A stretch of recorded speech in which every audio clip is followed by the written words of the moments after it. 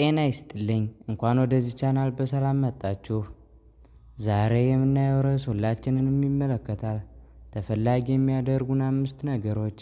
በስራ፣ በፍቅር፣ በጓደኝነት ሁሉም ቦታ ተፈላጊ መሆን ማንነታችሁን ለሌሎች ትልቅ ቦታ እንድትይዙ ያደርጋችኋል። እውነተኛ ተፈላጊ ሰው ማን ነው? ውበት፣ ሀብት ወይስ ዝና?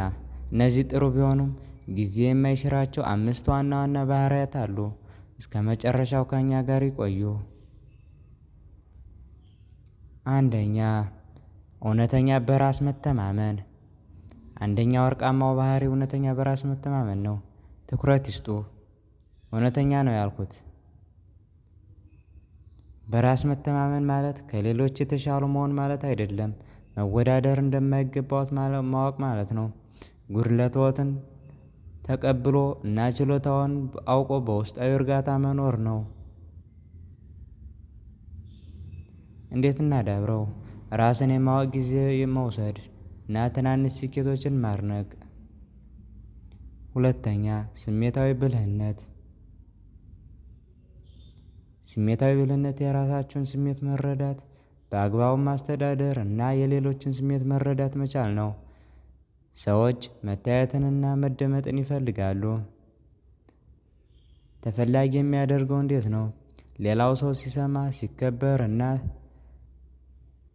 ክብር ሲሰጡት በእርስዎ ይማረካል። ሶስተኛ፣ አዎንታዊ የህይወት ዓላማና ፍላጎት። በህይወትዎ ምን ይሻሉ? ዓላማ ያለው ሰው ማግኔት ነው። የሚፈልጋቸውን ነገሮች ወደ እሱ ይስባል።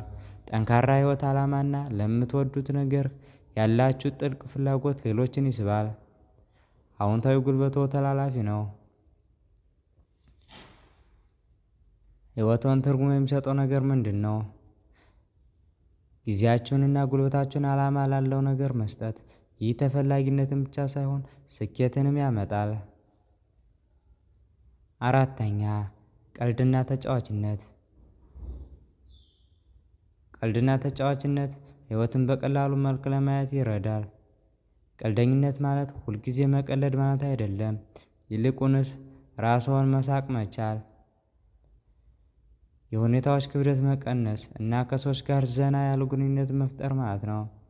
ህይወትን በቀላሉ መልኩ መመልከት።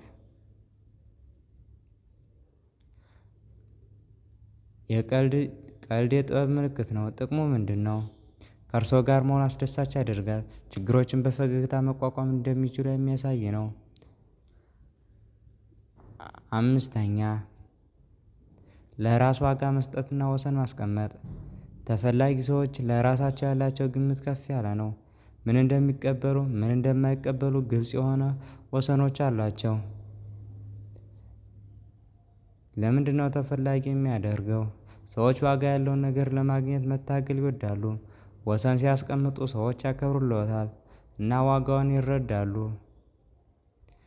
ዛሬ ተፈላጊ የሚያደርጉንን 5 ወርቃማ ባህሪያት አየን። እነዚህ ከጊዜ ጋር አብረው የሚዳብሩ ባህሪያት ናቸው።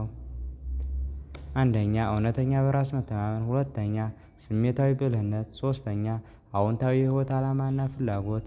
አራተኛ፣ ቀልድና ተጫዋችነት። አምስተኛ፣ ለራስ ዋጋ መስጠትና ወሰን ማስቀመጥ። ከእነዚህ 5 ነገሮች ውስጥ እርስዎ ዛሬ መስራት የሚጀምሩት የትኛውን ነው? በስር በኮሜንት ያጋሩኝ። ጥበብ ህይወት ቻናልን ላይክ፣ ሰብስክራይብ ማድረግ እንዳትረሱ። በቀጣይ ቪዲዮዎች እስከምንገናኝ ቸር ሰንብቱ።